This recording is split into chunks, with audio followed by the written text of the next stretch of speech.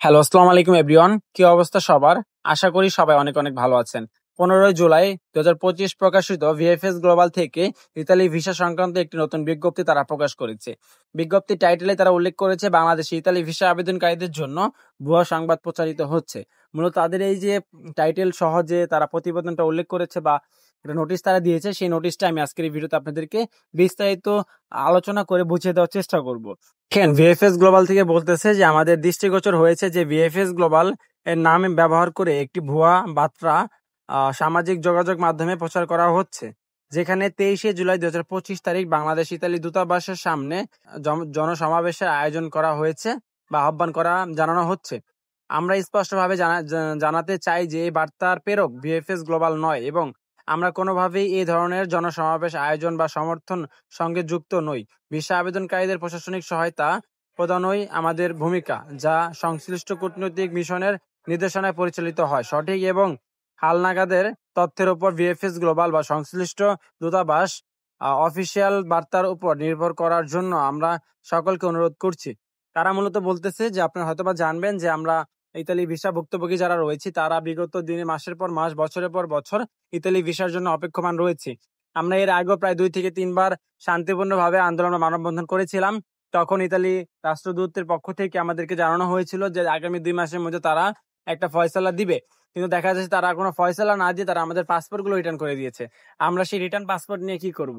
আমরা চাই আমাদের ভিসা যদি হয় তাহলে আমাদেরকে ভিসা দিবে, যদি ভিসা না হয় তাহলে ভিসাগুলো রিজেকশন করে আমাদেরকে জানিয়ে দিবে। মূলত আমরা চাই যে আমাদের যে ওয়েটিং পিরিয়ড এটা যাতে দ্রুত সময়ের মধ্যে শেষ হয়ে যায়। মানুষ বছরের পর বছর এভাবে যে অপেক্ষা করতেছে, শুধুমাত্র তারাই জানে যে তারা কি পরিমাণ মানসিক যন্ত্রণার সম্মুখীন হচ্ছে। আমরা চাই যাতে এই মানসিক সমস্যাগুলো এগুলো কমে এসে তারা দ্রুত সময়ের মধ্যে আমাদের ভিসাগুলো দিয়ে দেয়। কিন্তু দেখা যাচ্ছে তারা কোনোভাবেই আমাদেরকে কোনো সমাধান দিচ্ছে না। তারা রিটার্ন পাসপোর্ট করে দিচ্ছে, তারা রিটার্ন পাসপোর্ট জমা নিচ্ছে, তারা পাসপোর্ট জমা নিচ্ছে, কিন্তু কিন্তু কোনো সমাধান কোনো পাচ্ছি না। আমরা যে হাজার হাজার মানুষ ভোগান্তির শিকার হয়ে আছি, এই সমস্যার কোনো সমাধান আসতেছে না। তো সেই ধারাবাহিকতায় আমরা আগামী 23 জুলাই নতুন করে ইতালি ভিসা ভুক্তভোগী যারা রয়েছে ফ্যামিলি বা জব ক্যাটাগরি সবাইকে নিয়ে নতুন করে আবারও আন্দোলনের ডাক দিয়েছি। এবং সেই ক্ষেত্রে শুধুমাত্র যে এটা আমার কথা বা তা না, এটা যারা আছে ইতালি ভিসা ভুক্তভোগী সবাই মিলেই মূলত এই আয়োজনটা করা হয়েছে। তো এই বিষয়টাকে ইতালি ভিএফএস গ্লোবাল মূলত ভয় পাচ্ছে।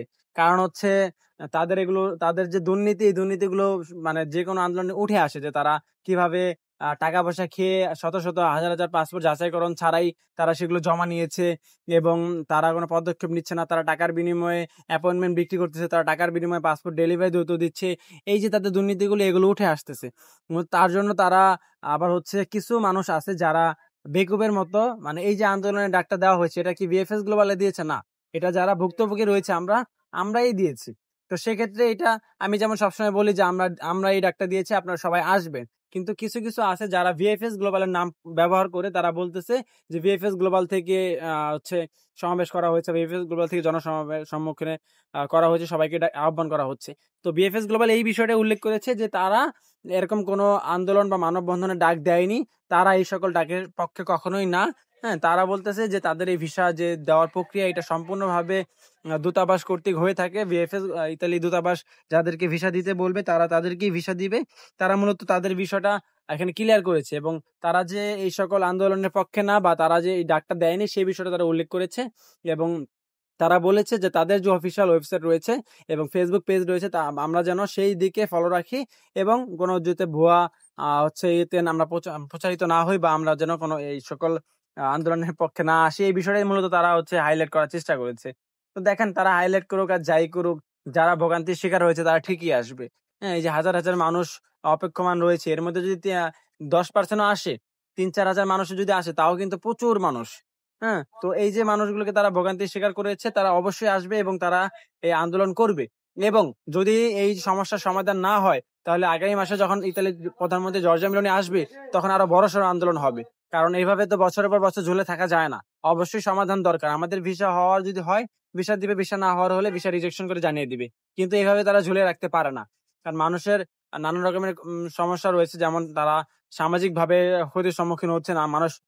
আশেপাশে মানুষজন নানা রকমের কথাবার্তা বলতেছে।